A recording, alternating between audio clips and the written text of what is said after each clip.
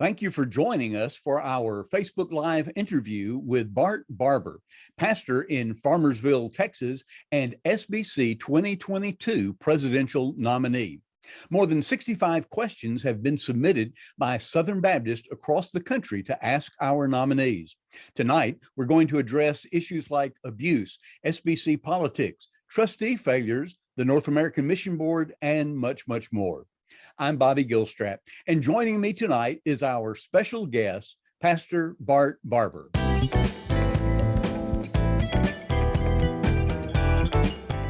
Pastor Bart, we're glad to have you joining us tonight. It's good to be here. Thank you. Well, Farmersville is a area of a big state. What part of the state are you located in? Help folks to understand kind of where you are. I tell people that whatever comes to mind when you hear the words Farmersville, Texas, that's pretty much what it is. We're northeast of Dallas, but we're far enough northeast of Dallas that it's not Dallas anymore when you get to Farmersville. Okay. Well, I know, and that's an appropriate name. This morning when Bart and I were going back and forth by email a little bit, he said, well, I'm out on the farm today. So, and I'm guessing you don't have real good Wi-Fi out on the farm. So, but anyway, well, look, the first thing we want to do tonight is we want to jump into what we're calling a rapid fire round. And this is basically 10 questions. Of all the questions that people ask, these are some that are pretty easily answered, but I'm going to give you kind of a heads up ahead of time for those watching and for Pastor Bart. Some of these you're probably going to want to say, I'd like to say a little bit more, and not just a 1 or 2 or 3, maybe a 4-word answer, but not long, just, I mean, real quick. And we will come back later and discuss some of these issues we're going to bring up because there are other questions. And you may have something you want to say, well, I want to go back to one of those and let's talk about it. And so we'll do that as we go. So let's go ahead and start with the rapid fire round, Pastor Bart. Great. And just like I said, 1 to 4 words is the quickest thing. And we're going to start with an easy one to start with. Give us one book that you'd recommend all Southern Baptists read. The Baptist Way by Stan Norman. It's a very concise. No explanation. Baptist Way by fire. I've already warned you. You're a preacher. Failed already. You can't explain. Rapid fire, 1 to 4 words. Okay. Number 2. What percentage does your church give through the cooperative program? 10. What percentage does your church give through your local association? 1. Should the executive committee find a way to implement remote annual meeting attendance and voting? Study, but probably not. Okay. Is there a runoff? If there is a runoff in this year's SBC presidential ballot and you are eliminated, would you throw your support behind Tom Askell or Robin Hathaway? Not going to do that. That's not part of our polity. Okay. So you wouldn't throw your support one way or the other. Okay. Number 6, if you lose the presidential race, will you stay in the SBC? 100%. Okay. 7, are you supportive of SBC entity presidents endorsing SBC office nominees? No. Number 8, should SBC entities sponsor or host campaign events? No. In 4 words or less, describe your soteriology. Non-Calvinistic, Baptistic, biblical. Okay. I was just checking. Last one. Should the SBC implement an independent trustee training program for completion before serving? Desperately needed. Okay, very good. You did pretty well. You've only veered off that one time. You may have some other books also. We mentioned that, but we may bring those up a little bit later. And just to mention it real quick, we'll put a link to the book that he's mentioned, as everybody ought to read, down in the link for the video when we put it back up. And any other books you might recommend that you'd think would be good for Southern Baptists to read. We can do that as well. Well, in the last few weeks, we have really seen surface this issue of abuse more than in a while, but really over the last year and a half, maybe even longer, the issue of abuse has been a big deal. And for some victims of abuse, they've been trying to raise the awareness of that for a long, long time. But last year, there were some things that happened during the convention that were related to the abuse as well. And I want to give you a quote from an SBC pastor. He posted this on Facebook, and you may have seen it, but I want to give you the quote, then I just want you to respond, agree or disagree, okay? SBC pastor posted this: weaponizing abuse victims to achieve a hidden agenda is itself a form of abuse.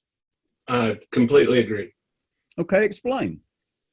Yeah, I think people who've been abused have suffered something that nobody should ever have to suffer.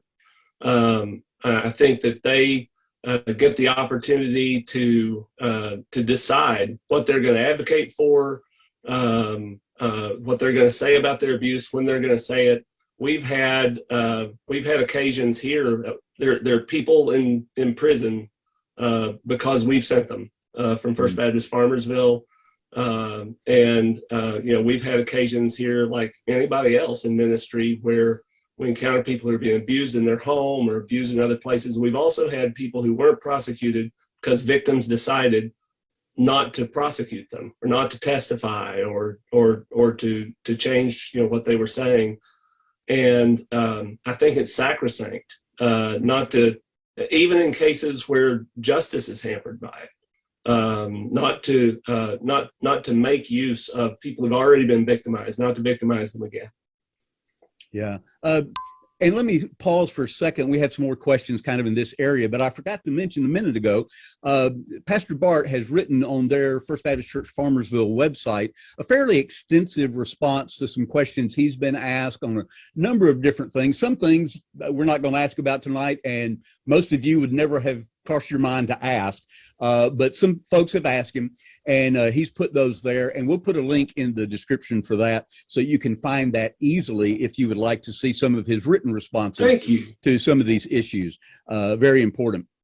Well, in just the last couple of weeks, the SBC internet has exploded again with what has been called Buckgate, B-U-C-K gate.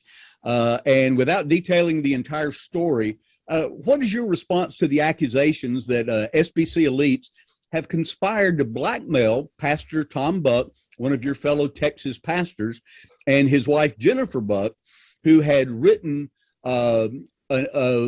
basically a blog article is what it was originally going to be, had sent it for some editing for somebody to look it over, and someone released that. We're not going to get into all those details right now, but basically it came back, and the Bucks have publicly now come out and made a video of kind of their side. The way Tom and Jennifer put it in their video is, we're trying to take our story back, which is what a victim wants to do. They want to be in control of that. And we'll put a link to that video down there too. But let me just ask you this question. How do you feel about things like this? We just talked about the weaponizing, but this very much looks like someone within the SBC or someone's, it appears to be multiple people who have weaponized something that was not supposed to be published. This was a draft, and she ultimately did publish it, I think 3 or 4 days ago on the G3 website, but it doesn't include everything that was in the draft. Give us some response on that. I know you've been following it. I tell you, I've not read the draft, the publication that Baptist News Global published, because it's a victim's testimony that she didn't want people to read. Right. So I haven't read it. I became aware of it.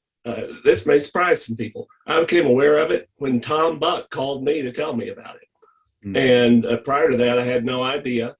I promised Tom at that time that no matter who it was, if it was discovered, who decided to take this story and use it without her permission and contrary to what she wanted them to do, that I would call that out and declare it to be something that I don't support and that I don't like. I stand by that today.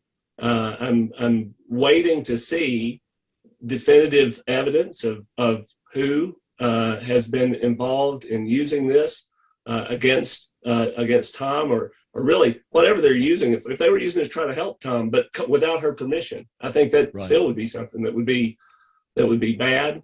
Um, I haven't followed every day everything that people have been said about it. I don't know that that's humanly possible.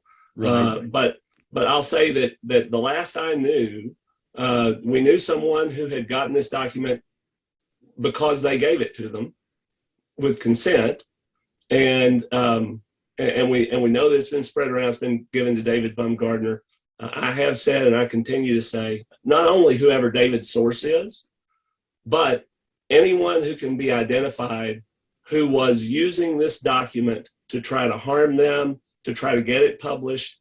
I think it's despicable. I hope that that anybody who's done that will come clean and repent of that.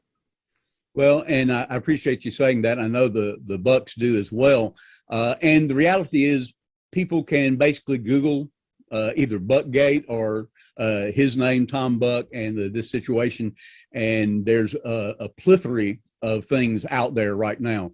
I would just encourage anybody who looks to try to find something that's a newer source from a reputable source, because just like any kind of crisis, new things keep coming out. And the Bucks are very clear that they didn't authorize the release. And my understanding is in Texas that could be punishable legally. Also, and I'm not saying anything that they are. I'm just saying that's a misdemeanor or something. Also, like with any kind of crisis, new information is coming out every day, some of which will be correct. Right. That's something that we have to point out as well. Right. Yeah. It all won't be, but some of it definitely will be. Well, since Southern Baptists have clearly stated their intolerance for clergy sexual abuse, what do you see as next steps, and how can you help us as SBC president to take those next steps? So the president of the Southern Baptist Convention is in a situation where we've structured a very diffuse set of powers within the SBC. The president of the Southern Baptist Convention does not have authority to do much without the messenger's say so. We do have a report coming from the Sex Abuse Task Force. I don't know what's in it. I don't know that they know what's in it. It's an investigation that has to do with the executive committee of the Southern Baptist Convention. I think, honestly, our next step needs to be in line with 1 Corinthians 5. When you read 1 Corinthians 5 about terrible, heinous sexual events that took place in the Corinthian church, the person responsible for it, church discipline was executed against him. He was removed, and I think the SBC has the ability to disfellowship any churches that are complicit in sexual abuse, and we should do that. But the other thing that you see in 1 Corinthians 5 is that the church that watched it happen, that had failed to take action, what Paul says to them is not just, hey, you failed to take action. He said you became arrogant when what you should have done was mourn. And so, honestly, I think one thing that we ought not to skip is to feel some mourning over looking and saying, what's happened within our fellowship of churches? I'll confess to you that when the Catholics were having this problem, I did some chest thumping. And I said, look at those Catholics over there, what all problems they're having. We don't have those kind of problems here in the Southern Baptist Convention. We did have some problems here in the Southern Baptist Convention. Yeah, more than what we knew. Now, let me ask you this. You said that if there was an awareness of some type of abuse in local church, that as Southern Baptists, we have the ability to try to do something about that. Explain yourself, because our polity is kind of the reverse of, in which case Catholics just use that as an illustration, where it's a top-down kind of thing. We're the reverse. Everything starts in the local church.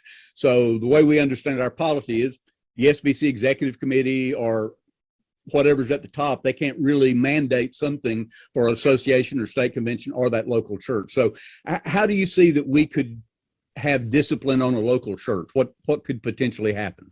Well, I think this is one thing that really qualifies me to be president of the SBC right now, is that I've demonstrated that I'm all in on doing the right thing for victims of abuse, but I've also demonstrated that I'm all in on Southern Baptist polity. I'm a big believer. The book I recommended was a book on Baptist polity.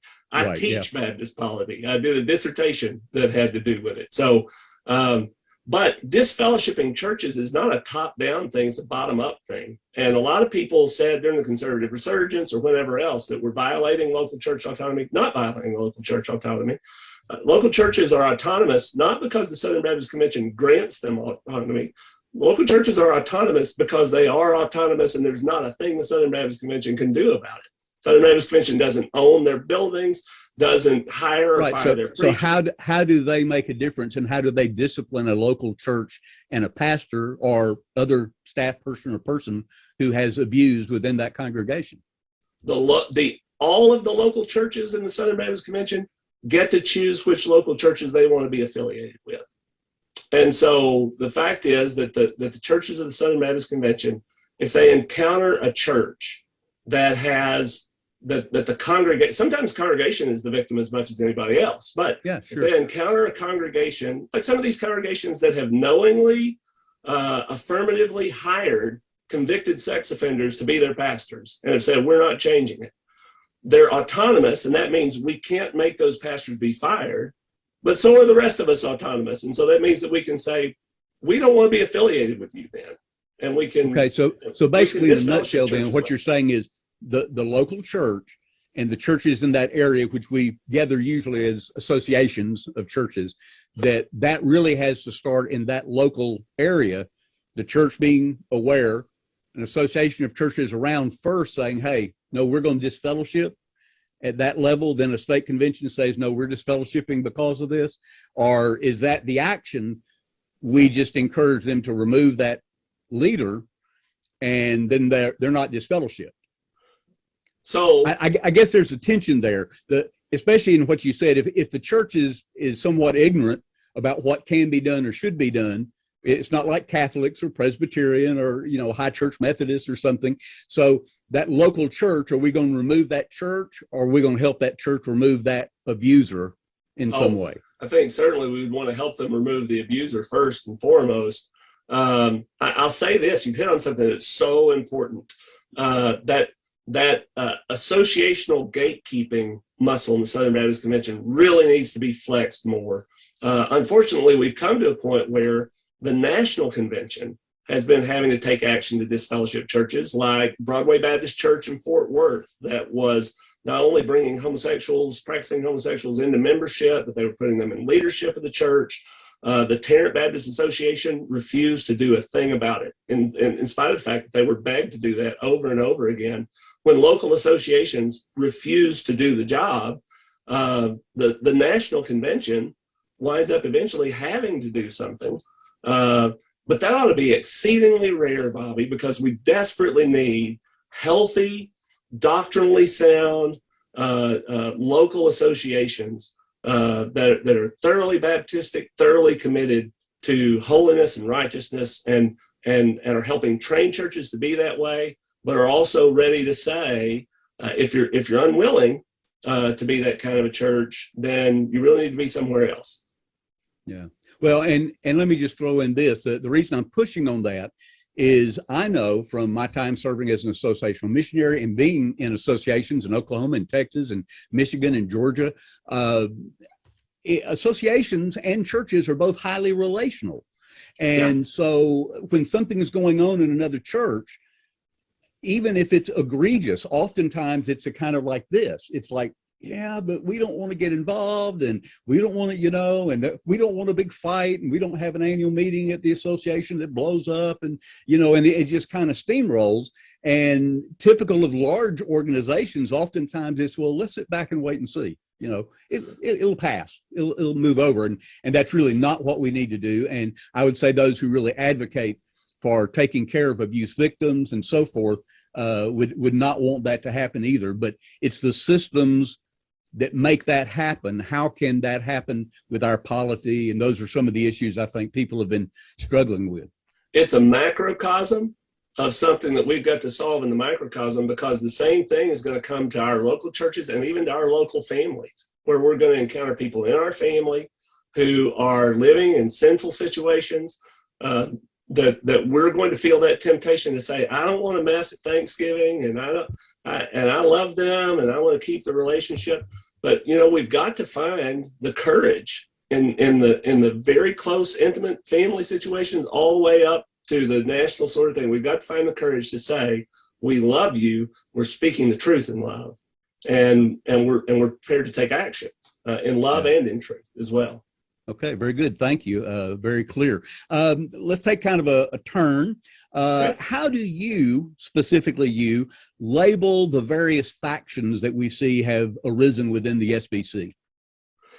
What kind of labels do you put? I know labels are dangerous, but how do you understand the labeling in the convention right now? I think it's a great question. The right now is important about that, because I started blogging in Southern Baptist Life in 2006, and it's realigned and reaffiliated about 15 times since I started. A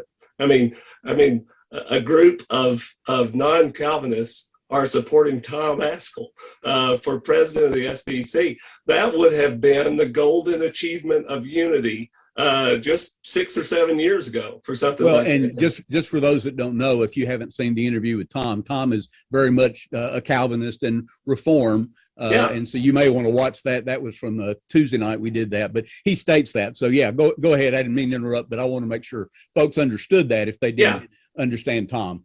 When my non-Calvinist friends, in fact, he just passed away, but when my non-Calvinist father-in-law at Christmas dinner was talking about Tom Askell and how nefarious and whatever he was, I was the one who was saying, I'm not a Calvinist, I'm not a member of Founders, but Tom Askell's a good man who loves Jesus and is serving Christ.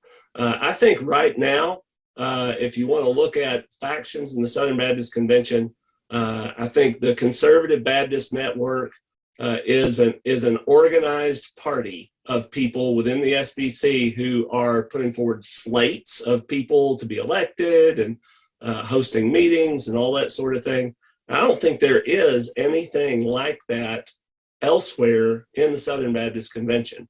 I think really what you have right now are Southern Baptists who are in the CBN and Southern Baptists who are not. And within that, I think we have tons of differences of belief, and every time a new issue comes to the forefront, everything reshuffles, and you find strange bedfellows because, well, now we're talking about this, and we agree with each other about this, but then 3 years from now, when the subject changes, we'll disagree and we'll find ourselves on other sides. Okay, so let me ask you this. Terms that I've seen, terms that have been circulating, terms I have seen used by people, and some in conversations, are terms like progressives, terms like conservatives, reformers, fundamentalists, and then the other one, which is a very small group, supposedly, are elites. And the term elite is, I get, you said that the CBN is a organized, group of people, and it's kind of either you are or either you aren't in the SBC. But what I'm hearing is you do have that, but part of what CBN, and I'm not speaking for them, please, I'm not speaking for them at all, but part of what, at least I understand, the undercurrent that's created that is a pushback against kind of this elite culture with people like our last couple of presidents. And I'm not trying to throw anybody under the bus, but this is all very public information. But J.D. Greer, when he was president, ended up being president for 3 years because of the COVID situation.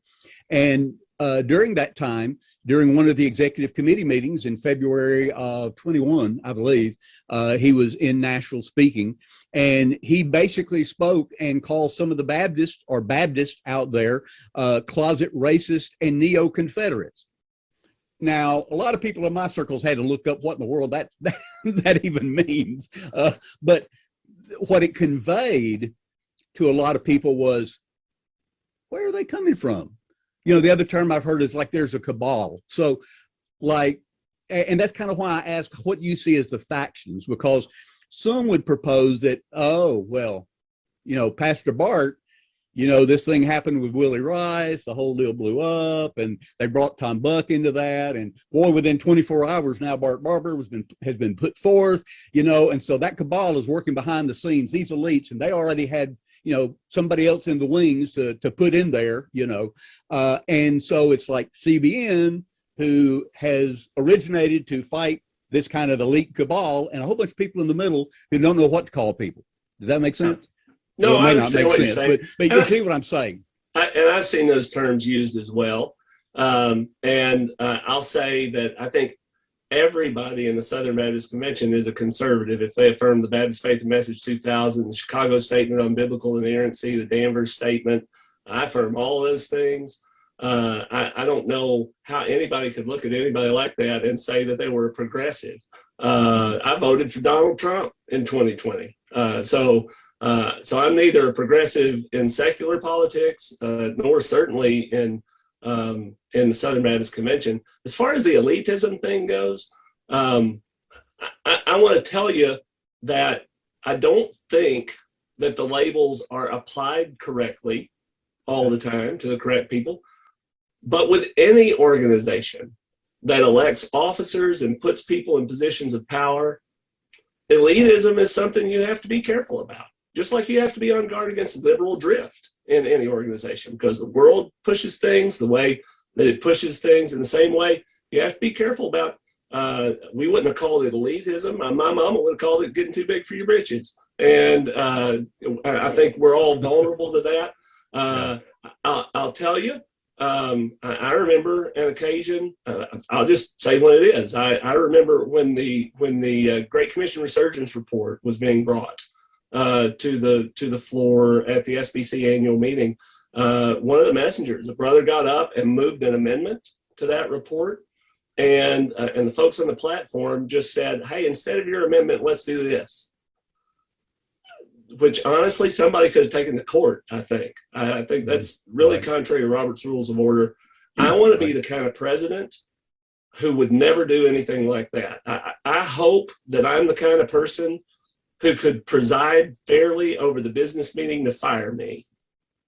I believe very strongly in our polity and in fairness in our polity and in the job of the president to protect the rights of the messenger body. The reason I think maybe it's not applied correctly sometimes is that some of the people who talk about SBC elites were part of a small group of people trying not to do what the messenger body voted overwhelmingly to do at the last annual meeting. I don't know what elitism is if it's not a small group of people who are in the executive committee of the Southern Baptist Convention who have more power than almost anybody else around in the SBC, who are saying, well, we know what the messenger said, but we don't want to do that. So I think I've been pretty consistent because I'm a dyed-in-the-wool Baptist congregational polity kind of person. We have business meetings every month here. I love that. And I think I've been pretty consistent about saying that it's the churches and the messengers who run the Southern Baptist Convention. And anybody entrusted with power, their job is to protect their rights.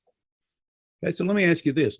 I think it was protestia.com. I think that's who it was, if I remember right, just in reading some things.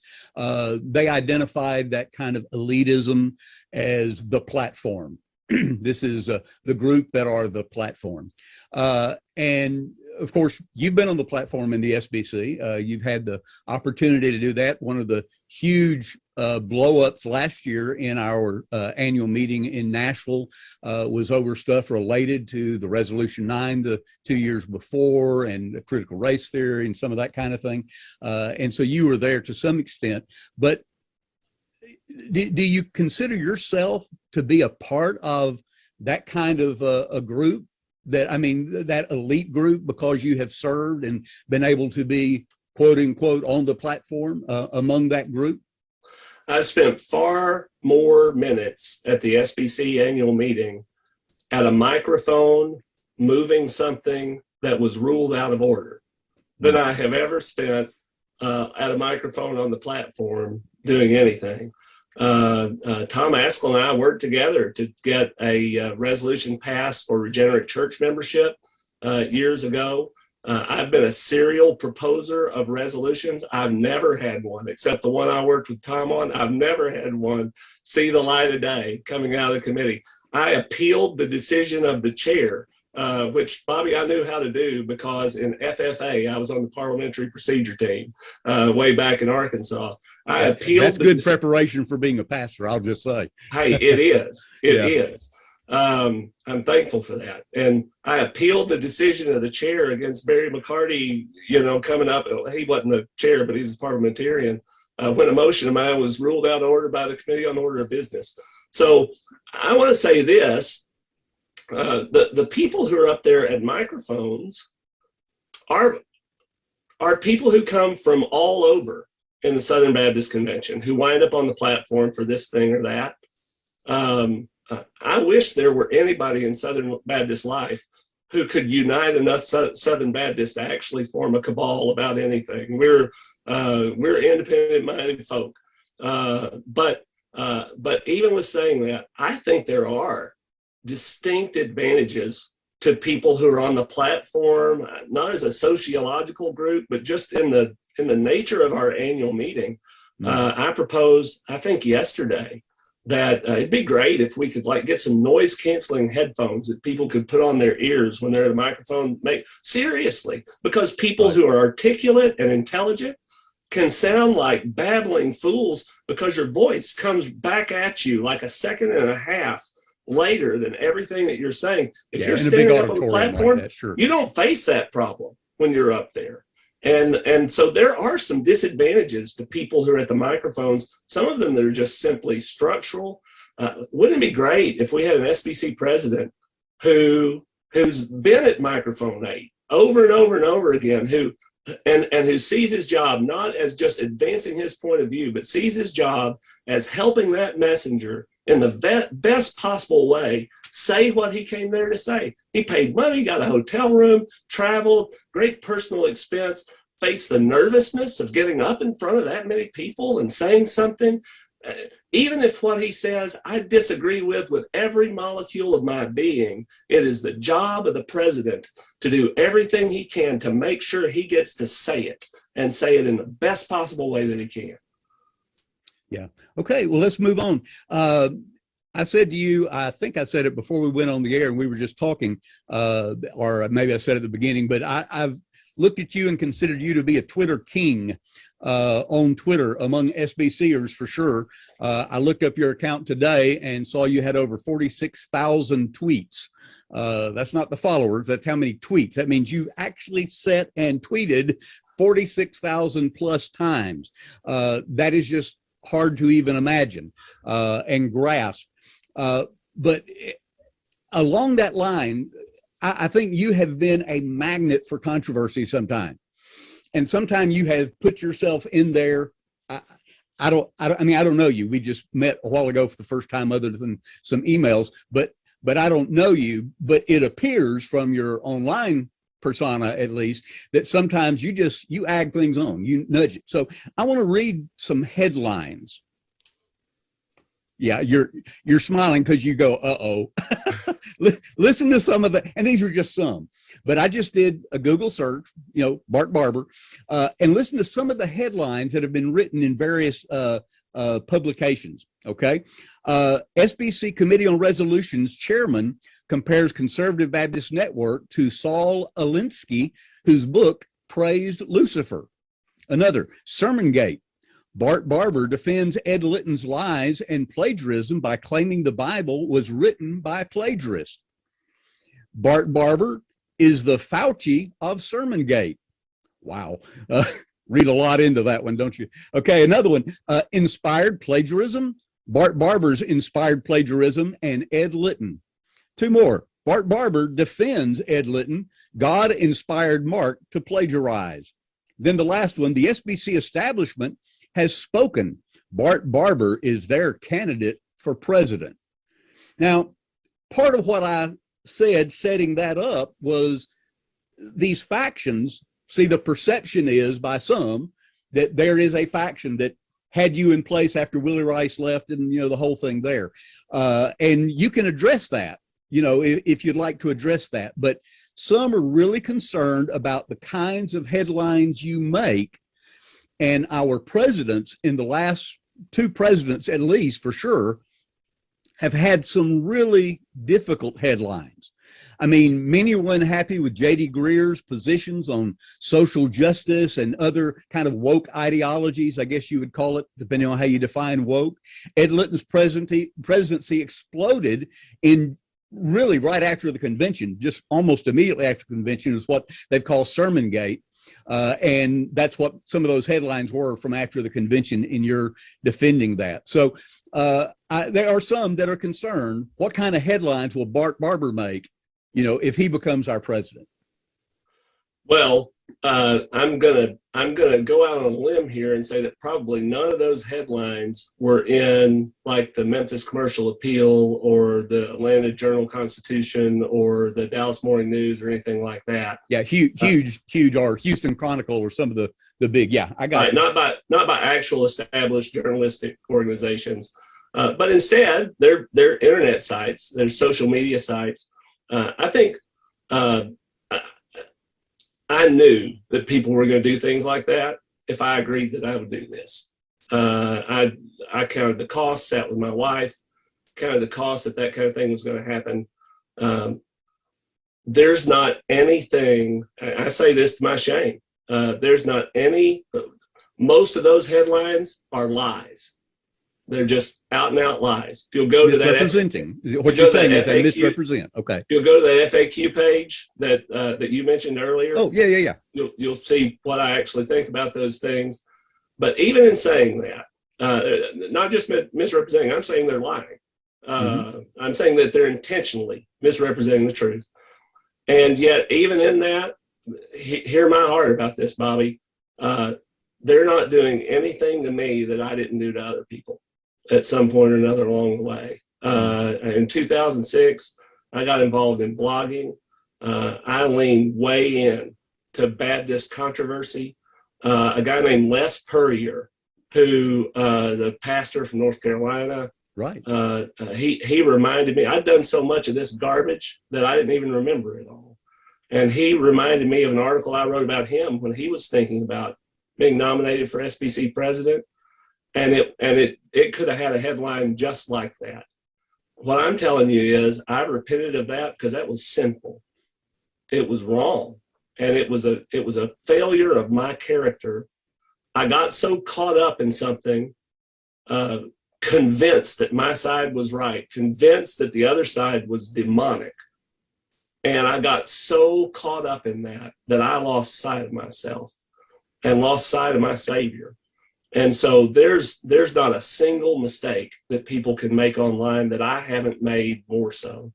And what kind of headlines are going to be generated if I'm elected?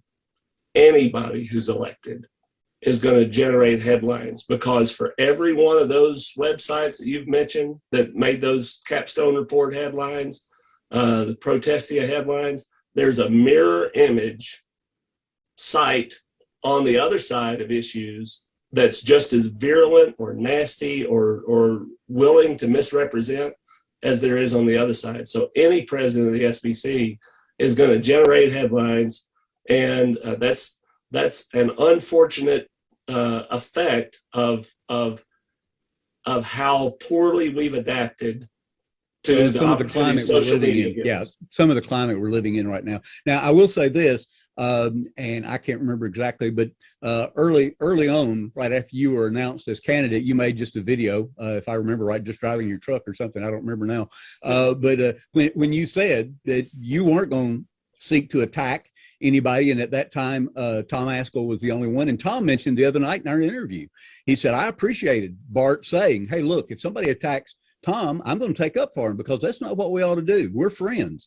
And he testified to your friendship with him as well. And I think just my own personal 2 cents is, if we have candidates who will stand by that and have the people around them who are giving them counsel and helping them in what shamefully I think now are campaigns, I just have a problem with, campaigning for something that ought to be ministry called, but whoever's advising them, if they would all stand together and say, no, we're not going to get into the quote unquote secular political game of mudslinging and so forth, at that point. It's not just about maintaining some tone or anything like that. This is a lesson surely we all learn in ministry in our local churches. The person who has a different opinion from you on this thing today may be your closest ally 3 months from now. Anybody who doesn't know that in ministry doesn't last long in a local church, right, Bobby. And I'm just going to make this prediction. Inside of 5 years, Tom Askell and Bart Barber will be on the same side of some issue, making our case for that. Yeah, well, and if we can find unity in the SBC, hopefully that's the case a lot in the future. Let me touch on just a couple of other quick things that have been brought up, kind of related to some of these same kind of things about the headline kind of idea. This question, I'm going to quote exactly the question that this individual sent. And just kind of see where you go with it. But this is what he said. He said, is same-sex attraction in and of itself a sin? Same-sex attraction. So the question you're asking is same-sex attraction apart from action on that? So a person is completely celibate. In and of itself, the attraction. I think it is. It's certainly disorder. Certainly something that's not going to be in heaven. I think that's especially true if we're talking about lingering, enduring, encouraged same-sex attraction that causes you to take on an identity that says, I'm identifying myself as someone who, in an ongoing way, I embrace it as definitive of who I am. In an ongoing way, I'm attracted to folks of the same sex. Just like if you identified yourself as an adulterer and said, but I'm not someone, or as a philanderer, if you said, I'm not acting on that, but I'm just telling you that I identify as someone who is inclined toward adultery. Here's the sin I think it is. I don't think it's the same sin. God help us if we look at people who have this attraction and put them in a position where they're like, well, I might as well act on it because it's no different. I mean, right. That's bad discipleship if we're doing that. But here's what I think. I think it's wrong for us to shut the door to the idea that God might purify and redeem even our desires of our hearts, because I think that's a central point of what we're doing in the gospel, of what the Holy Spirit does in the sanctification of people. And so I think it's terribly important for us, not in any way that we are tempted to sin, to make that something that we identify as part of who we are. I don't think it's sinful for somebody to say, I've fallen in this way. I don't think it's sinful for somebody to say, man, I'm a human being with humility. I just have to say that I'm a weak person with feet of clay. But I do think it would be sinful to say that that God can't do anything about that, and that I'm just created in a way where I'm stuck in an inclination to any particular sin.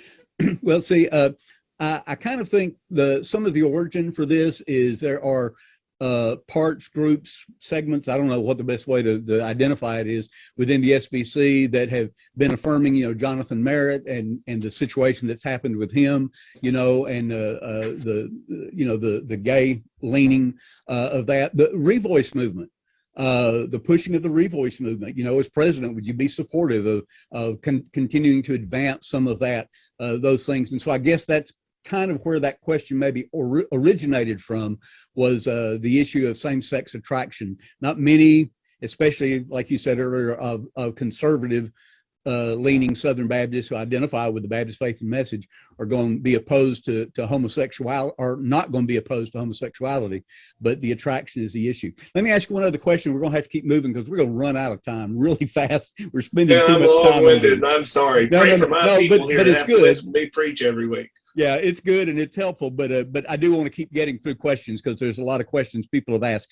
One other, and and I don't think this relates to the Fauci comment earlier with that headline, but it does relate to COVID. And the question was, how did your church handle COVID, and do you regret your handling or beliefs with the coronavirus lockdowns?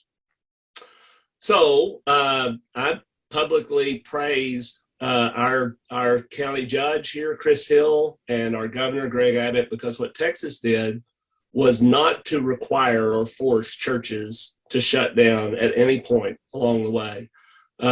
We did close our campus actually 3 times, Bobby.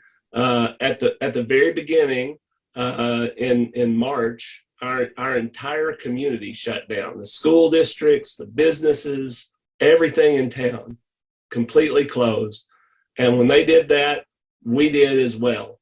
And for the first time ever, launched a video live stream. That's not something we'd ever done. I'd always said, I'm not trying to go anywhere. Nobody else. Yeah, you and tens of thousands of other churches. Yeah. Yeah. I'm preaching in my congregation, but we started that. Yeah. And then we reopened in May. And then in July, I got COVID. And when I got COVID, we were in the middle of preaching like the beast coming out of the sea or something like that out of Revelation. None of the other pastors wanted to try to get up to speed on that in 2 days. And so we shut down again just so I could keep preaching because the room was empty and I wasn't really sick with COVID. And then we reopened after a few weeks of that. And we stayed open all the way through until this past fall. And we wound up having to shut down this past fall because that was when COVID really hit in Farmersville. And we just didn't have enough volunteers. We had so many people sick, we couldn't put on Sunday school and couldn't put people in the choir, couldn't put ushers in the worship service. And so we really didn't have any choice because we just didn't have the people. I don't regret any of that. We made the best call that we could on the information that we had, and we made it congregationally. Right. So these were not ultimatums that I sent down. They were just things that we came together, found consensus, and did what our congregation thought was the best thing to do. Right. Yeah. And I know I was a transitional pastor when the COVID first hit and all that was being done. And it was agonizing. Anybody who's a pastor can say, man, yeah, I mean, it's hard to know and what's the right decision. And there maybe are no right decisions at that point just because you had never done that before at that point. Okay. When we closed down, if the state had required us to close down, I would have opened. Okay. Because the state doesn't have the authority to do that. Right. If that was the only impetus. I got you. Yeah. I got you. Okay, that's clarifying. That's good. We've already kind of talked about the SBC Political Machinery, but let me ask this question that I'd kind of prepared to ask anyway. But see, let's try to respond to it as quickly as you can and concisely, because I think we've kind of delved into it some before. And how do you respond to those who are orchestrating campaigns to try to discredit other presidential nominees? I'm against that. I think if people are trying to talk about their differences on the issues, that's fine. But I don't think there's any call for attacking the character of other people who are going to be nominated. Okay, does that tell you something about the spiritual state, the spiritual condition of our convention as a whole? Nothing I didn't know. 9/10 of the reason I'm running is because we've got to see our hearts change, and we've got to move to a different way of speaking about one another and getting along with each other. You know, typically, Pastor Bart, an SBC president oftentimes, most times, historically, has served 2 years in a row. It's not a mandatory thing. You're elected 1 year at a time, but typically once a guy's been the president, he usually goes unopposed the second year, and if there is opposition, it's rarely a serious opposition, and he serves 2 years in a row. This year, you're running. You have the ability to run, as do the other candidates, because Ed Litton announced several months ago that he was not going to seek a second year, a second term. And one of the main reasons that he stated was because he wanted to lead a racial reconciliation, both in his church, but possibly across the Southern Baptist Convention. So what does racial reconciliation look like, and how will it be accomplished? Everybody talks about racial and in racial reconciliation. Everybody focuses on the racial. I'd like to focus on the reconciliation. I think there's a need. I put a video about this out. I think there's a need to build closer relationships between small church pastors and large church pastors. A lot of times you hear a lot of angst about that. Sometimes they're just geographical differences based on where you went to seminary. You know, sometimes there's kind of a, well, I'm a Southern guy, I'm a Southwestern guy, I'm a Southeastern guy, kind of rivalry that happens in the SBC. And we also have, we're a family of families of churches. We also have churches that feel like they belong with each other because they're primarily Black, or churches that feel like they belong with each other because they're primarily Asian or whatever else. We ought to do what we do in our local churches. When we look and when we see somebody who's in the congregation, who's drifting out to the edge, a good pastor looks to, or that there are hard feelings. A good pastor looks to the people who are on the outside and thinks to himself, what can I do to be intentional and strategic about trying to keep this congregation together and try to build connections between this congregation? We ought to be doing that in terms of race. It's not something that's focused on race, though, because we need to be doing it in terms of other things as well. We just ought to be intentional about building this family of churches in the SBC. And let me ask you this. Have we been sidetracked as Southern Baptists away from the real reconciliation that happened at the cross and been distracted by all of these other things, critical race theory? I mean, there's a long list. I don't think so. And not in my church. We're preaching about the cross, and the reconciliation is found in the cross all the time. I think most of our Southern Baptist churches are doing this. People talk about critical race theory. I think it has been a distraction in a lot of ways, but honestly, I think it's been a distraction created by some of the people that are complaining about it. I wanted actual data to see what's going on. I put up a poll and had people respond to a poll. 1,500 Southern Baptists responded. 63 said they affirmed critical race theory out of 1,500.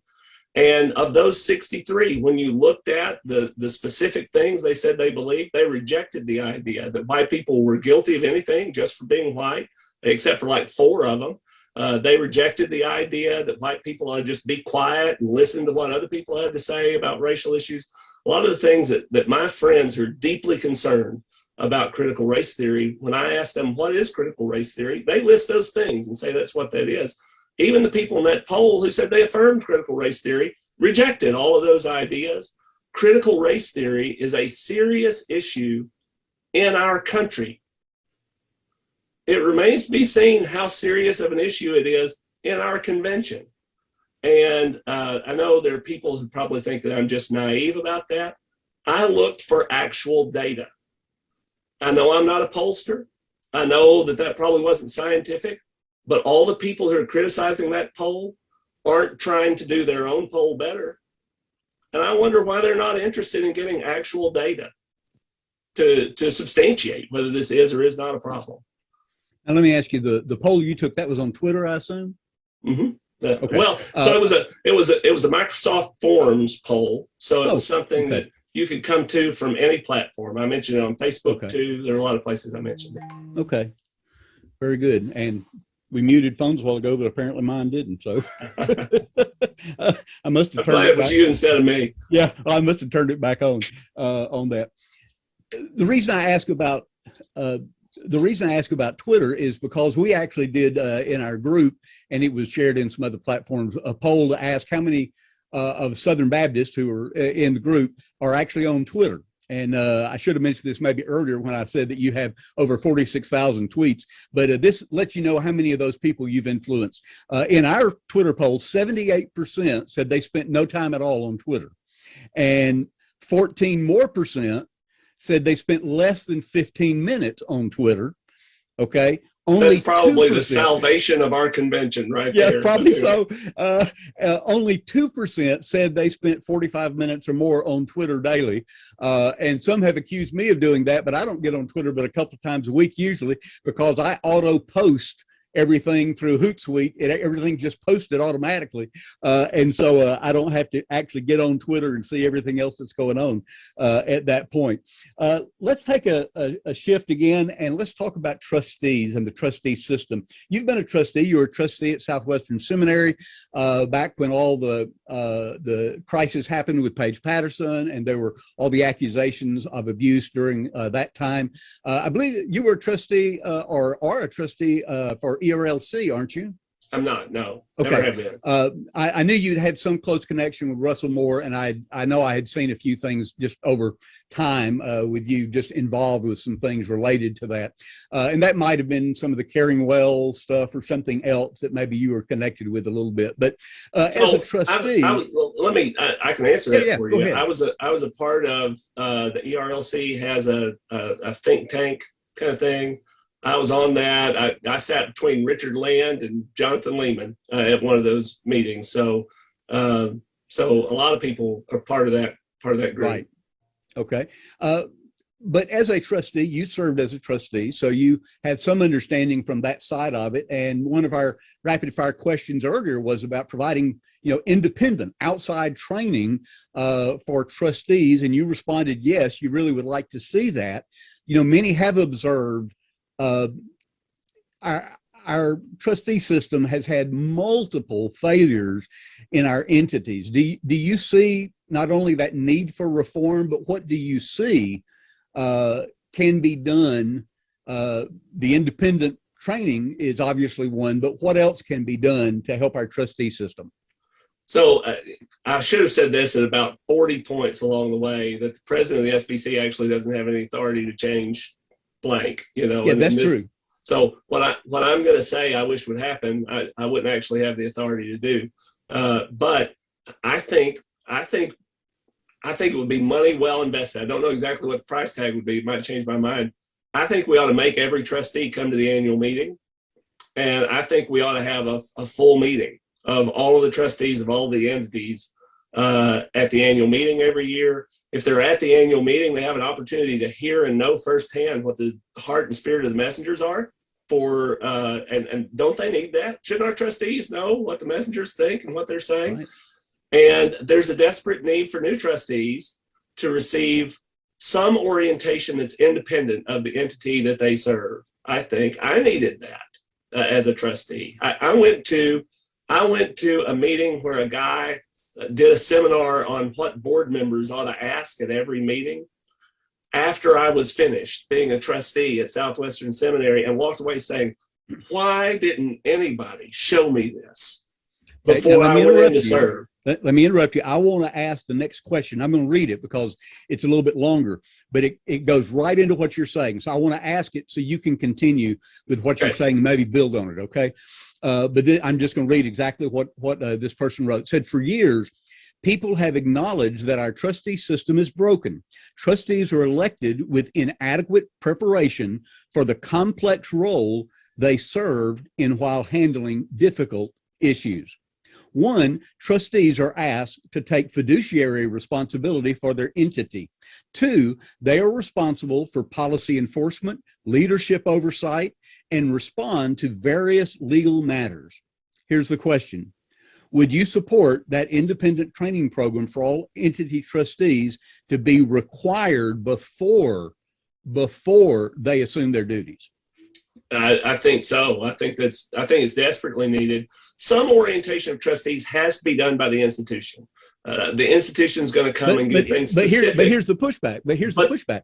The institution, it's just like the people I know that have been trustees. They're trained within the institution, but it's not pushback because I'm just saying that that's part of the orientation that has to happen. Yeah, the institution has to say, here's how we're organized. Right. Oh yeah. Here are our governing documents, that sort of thing. But there really needs to be training by someone other than the institution for all trustees at the beginning of their term of service, and then even that ongoing every year meeting. For 9 out of 10 years that I was on the board at Southwestern, I was the chair of the Academic Administration Committee. I interviewed every faculty hire to make sure that they affirmed the Baptist faith and message and biblical inerrancy and the Danvers statement and all that sort of thing.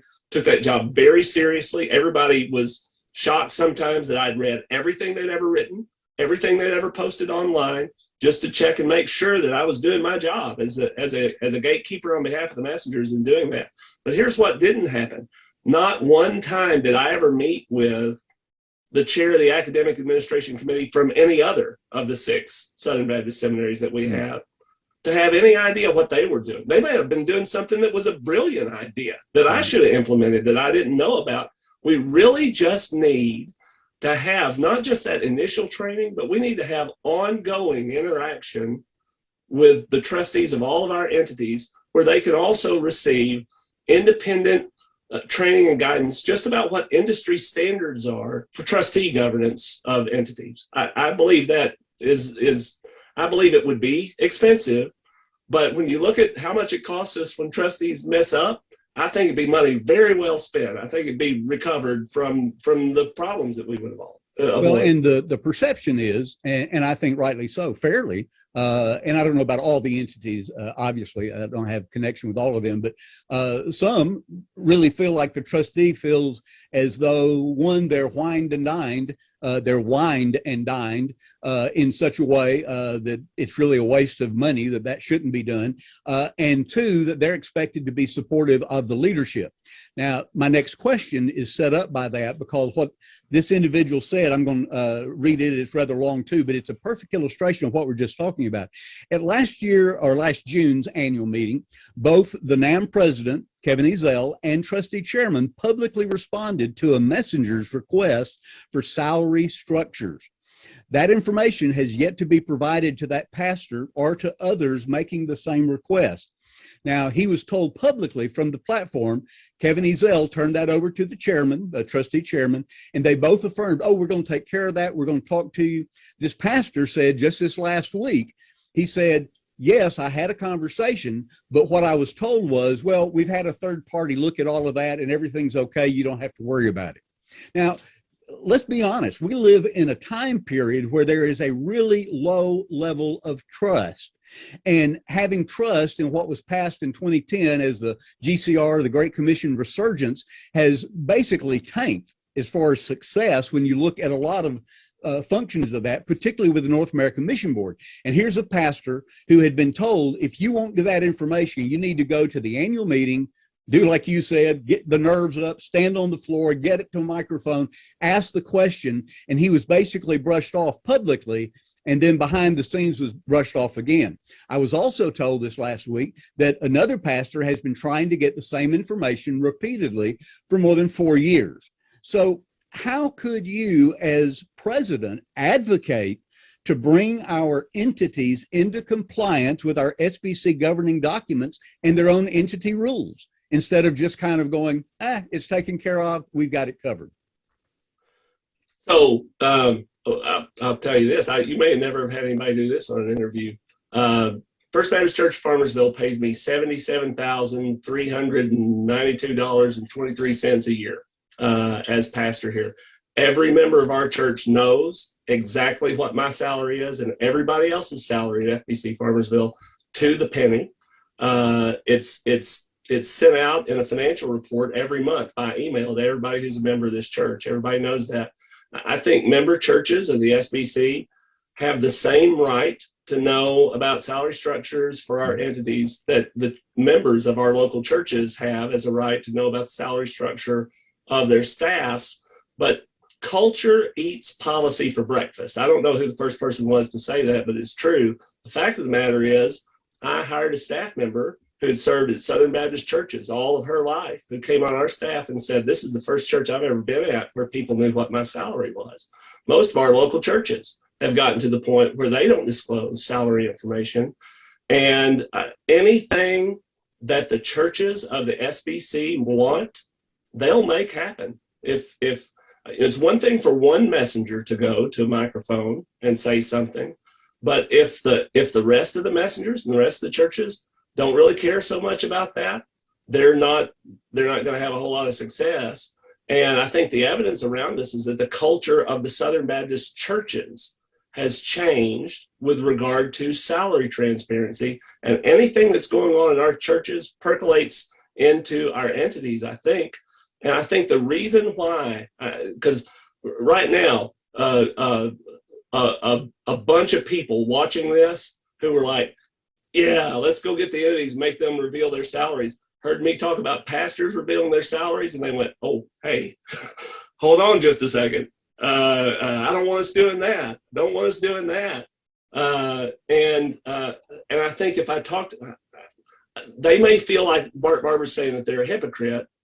I think there is a little bit of hypocrisy there, but I tell you what I think they would say. I think they would say the reason why we started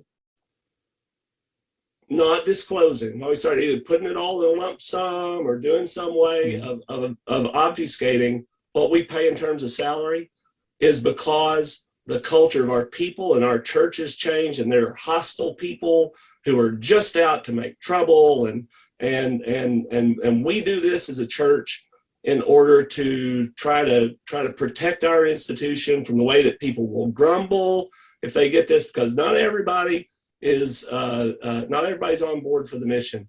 I'll just say that here at FBC Farmersville, we've not had those problems. Even the person who came in on staff and suddenly our children's minister, her salary is disclosed to people. Even that person has said, you know what, this is kind of refreshing, this transparency that you have here financially. You have to cultivate a culture in your church that won't be mean-spirited and manipulative and negative and angry. And the transparency both requires that and is encouraged by that. People are less angry because they see. The word I've repeatedly heard is the word trust. And all of our churches it's not necessarily equal sacrifice in the amounts, that are given or the percentages. That varies among Southern Baptist churches, but you've got, almost 50,000 churches, and a large majority of them are giving. And it's like, we want to know that our mission money is being spent well. Why can't we find that out? And, and that's what the members of our churches are saythat about the church budgets too. They're saying, hey, we give and we want to know about what's going on. I think that pursuing transparency has to go hand in hand with pursuing civility in our churches or in our convention. It has to go hand in hand with that. Because I don't know what all the salaries are for all our entity heads. I hope it's high. They've got a very difficult job. Sure. I don't think anybody would be disappointed. I sure hope they're making. They don't need to be making $1 million a year. I sure hope they're making more than $77,000 a year. Which is what I'm making here. I hope they're making more than that because they've got very, very difficult jobs. And I think what we've got to do is we've got to work on building a culture of cooperation in the Southern Baptist Convention alongside creating that kind of transparency so that people would have the same confidence I have here with my congregation. I have the confidence that I can tell you on the internet to the penny what my salary is and know that my people in my flock are not going to misuse that to do something against me. And it's symbiotic. And I think that's what we've got to do is we've got to work on creating a symbiotic culture within the SBC alongside creating that sort of transparency. Before we transition into talking about NAMB a little bit, and this is a perfect transition, how do you feel about our entities using non-disclosure agreements for employees and staff that are working there and then those who leave? We had a motion last year at the SBC annual meeting about non-disclosure agreements and looking for a way to monitor the use of those. I think that's another perfect example of the way that things that are happening in our local churches percolate into our entities. And there are a lot of churches. I'm concerned about the way that a lot of churches use non-disclosure agreements, especially when they're terminating staff. And it really concerns me greatly. But let me interrupt you a second. Let me ask you this, because the majority of churches I work with and have for most of my ministry, especially in consulting and that kind of thing, as associational missionary, state convention associations, has been with smaller churches. And you and I have talked about this. And that kind of thing is just unheard of for the most part in smaller churches. And back to the very beginning when we were talking about kind of the separation and is there elitism or whatever, sometimes that line is drawn between kind of the let's just call it normative church. That church runs 200, maybe 250 and down, which is 90% probably of Southern Baptist churches. And a large majority of them are 100 and down as far as attendance on a regular Sunday. And the split goes to those churches that are running 1,000, 2,000, 5,000, 10,000, the mega churches. And in those large mega churches, they have adopted, many of them have adopted a very corporate kind of a culture in the way they handle everything. They have an executive pastor. He brings in all the legal issues and we're going to put all this stuff on paper, and only once in all my ministry have I had somebody put an NDA in front of me and tell me this is how much money you'll get if you sign this. And I walked away from it.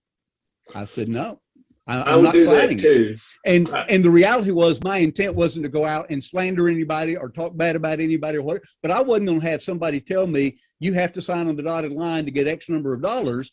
And then because of that, you cannot say anything regardless at that point. And so that's kind of the concern, I guess. And it seems like there is a divide between those much larger churches and smaller churches. Your experience in Texas may be different. I learned this morning about a church running 30 that is trying to put a cease and desist letter and a non-disclosure agreement in place to enforce against a pastor they just terminated. I think that the only thing that may be true about smaller churches, Bobby, and we may just see this differently, is that they're just a little slower to get to it. I think our communities, I think our country, and I think our churches are becoming more and more litigious. We're quick to run to lawyers, quick to run to court, quick to solve our problems in that way, and don't realize that while we're trying to solve those problems, we're creating bigger problems while we're doing that.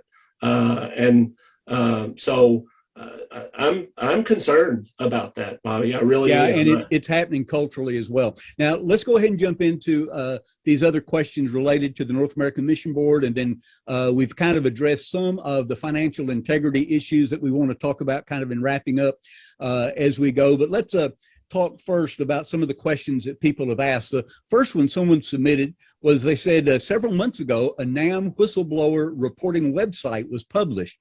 Have you seen it? And what do you think about there being a way for individuals to report issues of concern? So I've not seen it. Didn't know about that. I think that there needs to be a way for people to report issues of concern. I think the best way for people to report issues of concern is for us to do better training of our trustees that govern our entities. Those are the folks who can actually hear about matters of concern and take action. The internet will have trouble doing much anything, really. But there needs to be, as a part of trustee training, there needs to be training of trustees to know how to interact with employees and constituents of the entities. A perfect example that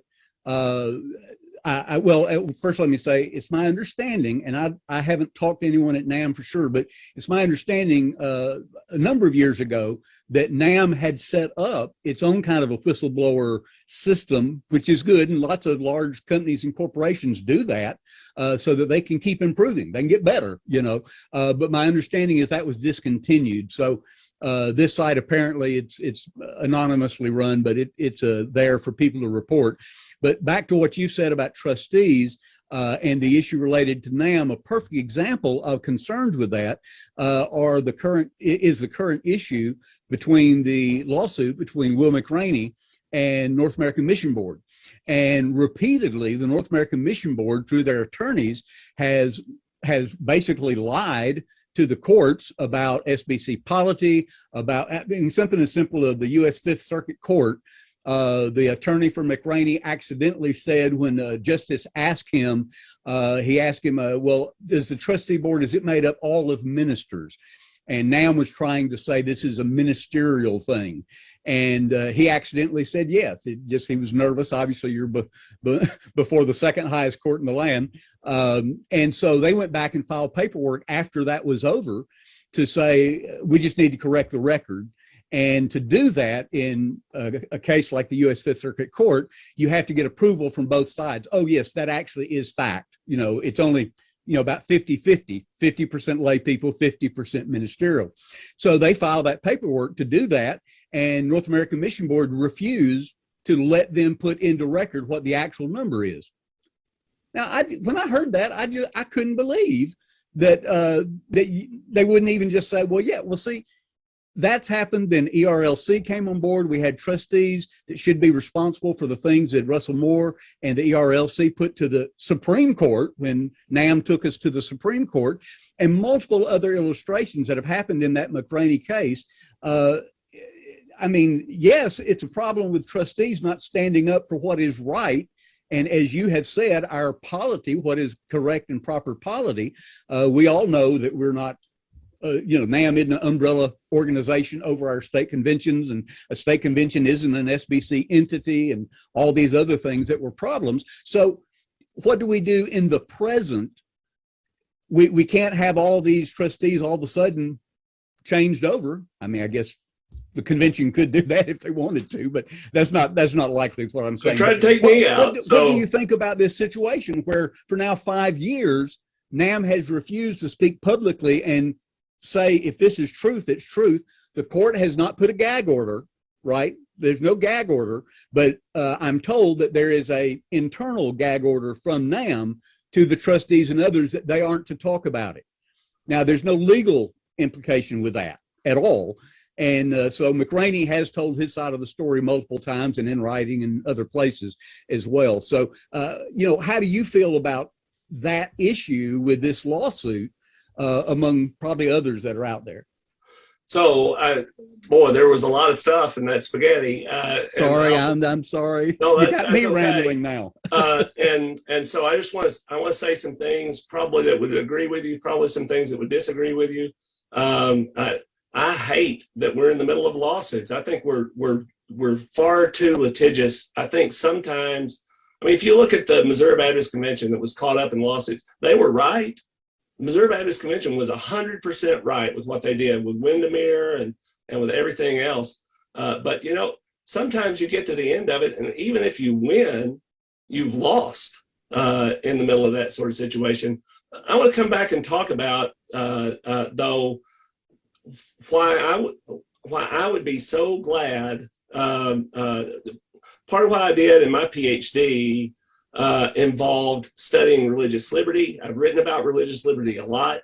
And I'm so glad that NAMB didn't agree to change what was said about ministers because of a case named Hosanna Tabor. And what that case had to do with, you might see an outcome, Bobby, that you'd like to see on a NAMB case, but that case had to do with whether you could have a teacher in a Christian school who was involved in gross sexual immorality, and whether that Christian school and that church would have the right to terminate somebody. And the only way that they were able to do that was by saying, our teachers, they're not pastors, but they're ministers. And when the courts look at the idea of the word minister, they have a different dictionary than we do when they're talking about that. What they mean by that is just that, whether they're ordained or not, or whether they're paid in a pastoral capacity or not, are they someone who actually does religious work in such a way that you can hold them accountable? If we said in a court that we had trustees that were not ministers, we wouldn't be able to remove them if they came out as transgendered. We'd have Pandora's box of really. Well, actually, I think you're dead wrong. I think you're dead wrong on that because, and let's just take the NAMB situation. I've read every word of that Supreme Court their case. Trustees are 50-50, basically, but whether they're a minister or not has nothing to do with whether they could be removed if they came out as transgendered. What has to do with that is their statement of faith, just like in your local church. So if NAMB's statement of faith says, to be one of our trustees, you have to believe the Baptist faith and message, and this is the clarity, and we have a code of conduct that is built upon that and the Bible, and that's how we build that, then those are the grounds you stand on, whether they're ministers or not. Ministers or not is irrelevant. Just like in your local church, if someone is going to be removed or disfellowshipped, or you say, hey, we're not going to, let's say your founding documents are not founding, your constitution, your bylaws state that there will be no use of our facility by any organization who cannot affirm the Baptist faith and message in our doctrinal statement.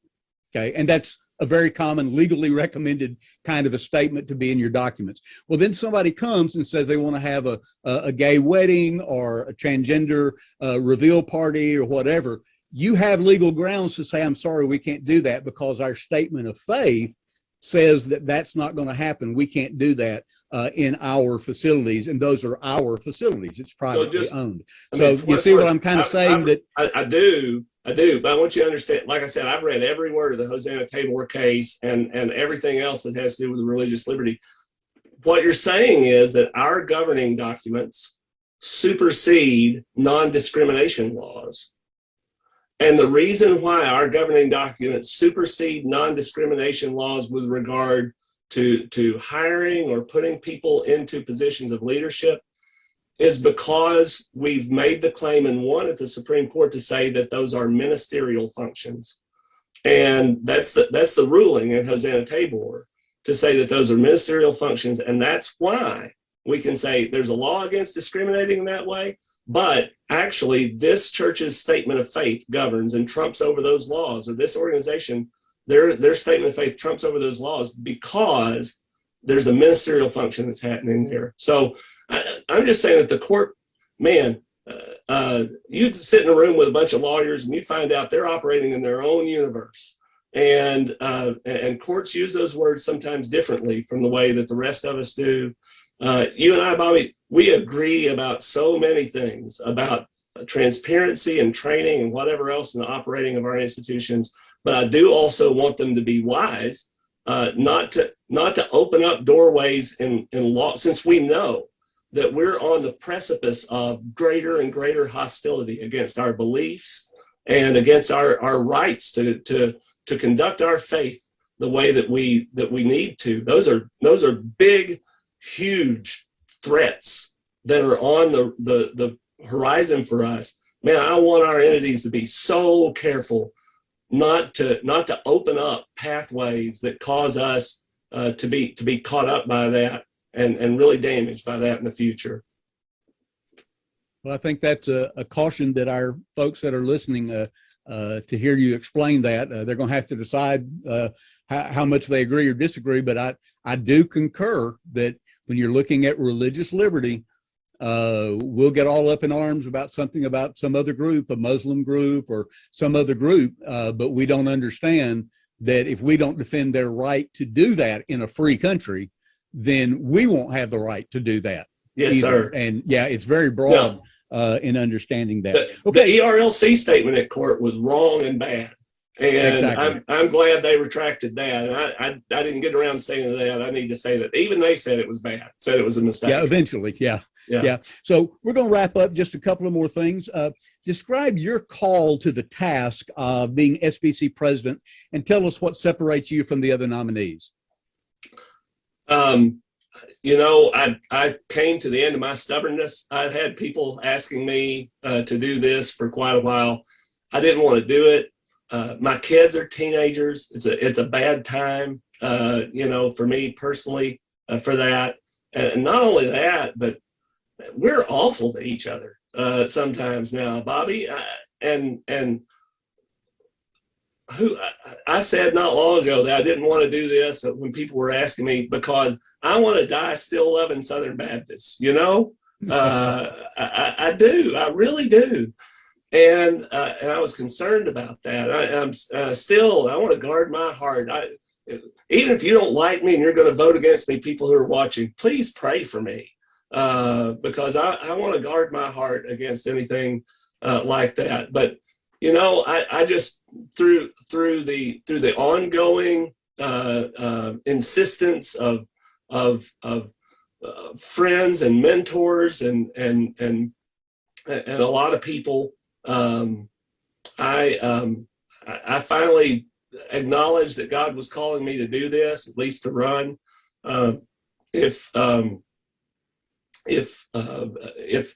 Robin wins or if Tom wins, I'm going to send them a Ruth's Chris gift card or something like that and say, praise God, because in a sense, that's going to be a setting free of me from this task. But I believe that it's critically important for us as a convention within very strongly enforced boundaries of the Baptist faith and message and our cooperative approach to doing things.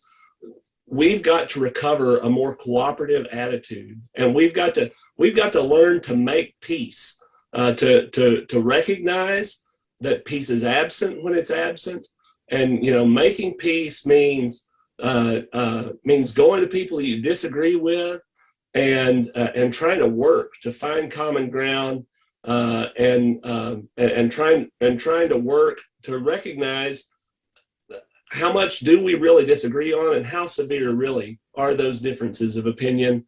And so I want to be someone who contributes to that. There's an article out in the Southern Baptist Texan today. I know we're over time, so I just want to say that I went on at length about how I think the actual constitutional duties of the president of the SBC can contribute to making peace and resetting our way of interacting with each other. Pastor Bart, we are so glad to have you join us tonight, even though we've both been a little bit lengthy at times. But I want to give you opportunity as we wrap up tonight to just share your vision for the SBC. What are the things that you see and you want people to make sure they grasp when they look at Bart Barber as the nominee for SBC President in 2022? So I believe that the vision for the Southern Baptist Convention has been set by the messengers already. Down through all the years, we're here to provide amazing theological education, send missionaries and church planners all around the world to do all of the things that we do to help, like Mission Dignity, take care of pastors who've served for a long time, and the things that are happening with Guidestone, provide resources through Lifeway. The messengers don't need somebody to come in and say, all right, for 2 years, we're going to do things my way. I think what the president needs to do is get behind the messenger's vision that they've set and say, let's just do this the best we can. So my vision would be for us to return to that vision, not to my vision, but to our vision, and to do that by cooperating better, tending to the structures that we have in place to make all of that healthy, just to try to make it healthier as much as we can, moment by moment as time goes by. I want to tend to those things, and I also want us to recognize that that difficult times are ahead for us in our culture, and I think that we ought to be, instead of fracturing our fellowship, fracturing our fellowship in the Southern Baptist Convention, what we need to be doing is what the Southern Baptist of Texas Convention has been doing for the past 15, 20 years, where we've gone to the Baptist Missionary Association of Texas, a group that split off from Southern Baptists 100 years ago. And we've been building bridges in the SBTC because there wasn't ever two shakes of doctrinal difference between BMAA churches and SBC churches. We just got mad at each other over secular politics and split. And we've been very blessed to see a great partnership develop with a lot of BMAT churches and SBC churches. There are conservative Baptist churches all over this country that are not in the Southern Baptist Convention, and we're going to need each other in the years to come. And I think that instead of trying to chop ourselves up into smaller pieces, We need to be trying to find these people who believe everything we believe in the Baptist faith and message, and who are committed to the same mission that we're committed to, and finding ways to strengthen those ties and build bigger coalitions so that we're stronger for the difficult years to come. Thank you, Bart Barber, pastor of the church in Farmersville, Texas, and a nominee, soon to be nominee, for president of the Southern Baptist Convention in 2022.